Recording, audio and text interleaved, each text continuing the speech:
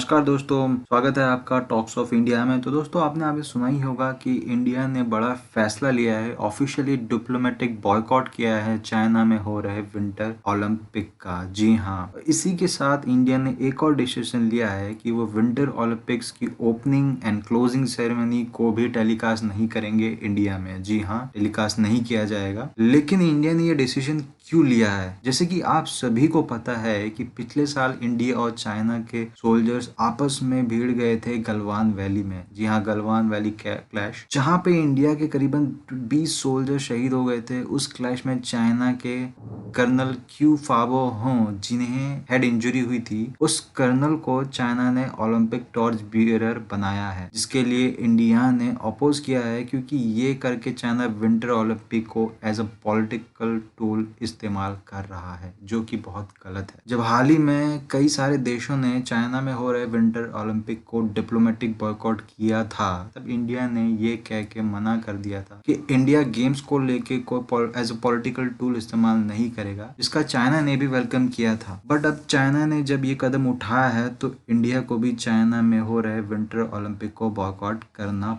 पड़ रहा है। इसके साथ इंडिया ने भी बाकी 17 देशों को ज्वाइन कर लिया है, जिन्होंने विंटर ओलंपिक का बॉयकॉट किया है। यूएसए ने भी इंडिया को बॉयकॉट का समर्थन किया है एंड चाइना के इस मूव को अपोज करते हुए कहा है कि एक shameful to use Galwan soldier as Olympic torch bearer who was a part of military command that attacked India in 2020 and it is implementing genocide against the Uyghurs. इसके अलावा तिब्बतियन लोगों ने भी सभी देशों को कहा है कि वो चाइना में हो रहे विंटर ओलंपिक को बॉयकॉट करे। तो जी हाँ, जो चाइनीज कर्नल है जिन्होंने अटैक जो इंडियन सोल्जर्स के खिलाफ किया था उसको लीड कर रहे थे, उन्हें चाइना ने टॉर्च बीरर बनाया है विंटर ओलंपिक्स में, जिसे इंडिया भी काफी ज्यादा इससे गुस्सा हुआ है और निराश हुआ है कि चाइना क्यों ओलंपिक को एज अ पॉलिटिकल टूल इस्तेमाल कर रहा है। ये एक प्रोपेगेंडा है इंडिया के अगेंस्ट।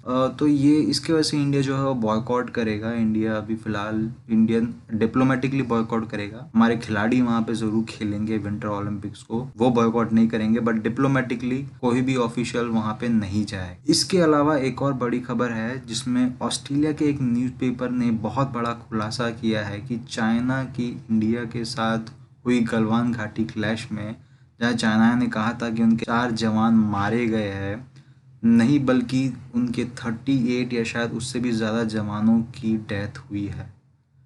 दरअसल ये न्यूज़पेपर पिछले 1 साल से इन्वेस्टिगेशन कर रहा था कि गलवान घाटी क्लैश को लेके।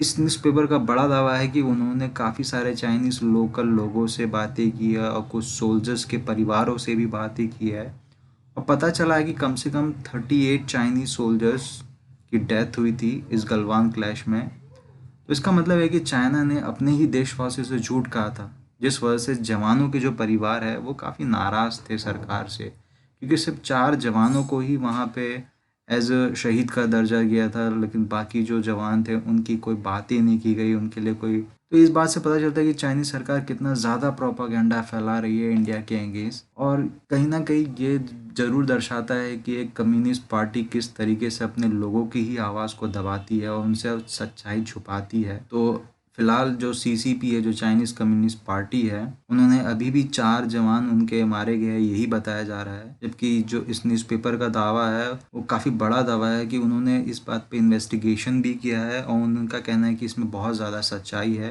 और इंडिया की आर्मी भी काफ़ी समय से यही करी थी कि चाइना के 4 जवान से ज़्यादा मारे गए हैं, और जिस न्यूज़पेपर का दावा है कि काफ़ी सारे जो चाइनीज सोल्जर्स है वो बह गए थे। तो ये एक बहुत ही बड़ी न्यूज़ है अभी के लिए। तो दोस्तों बस इतना ही था, और मिलते हैं अगले वीडियो में। Thank you.